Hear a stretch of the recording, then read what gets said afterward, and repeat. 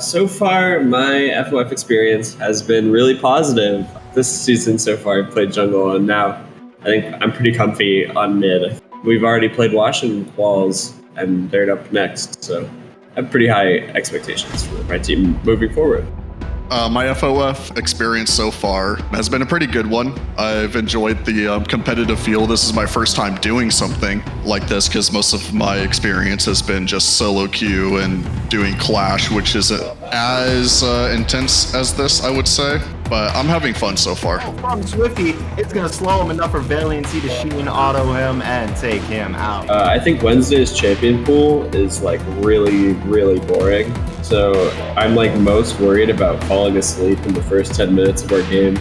He likes to play the like slow scaling champions. So I think it will be interesting to see the styles clash.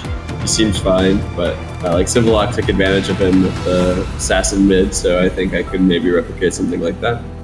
We only played against her in qualifiers, and I believe she was on jungle at the time, so I haven't really laned against her at all. But looking at her match history, she's a Vex player just like me. So that'll be pretty interesting. It seems like we share a common interest in the same types of champions, but I'm looking forward to playing against her. These other teams, and look at how well done these team fights are as we immediately see Nonex Anime try to go back in. They finally find the Zeri, taking very low HP. The W is there, and though Wednesday able to burst down and finally kill off that Bully Bear once again. Min is stuck in the middle of the enemy team and will go down to follow up. Slowbro on the side. Can you hold this? Yon has to make it back to base here.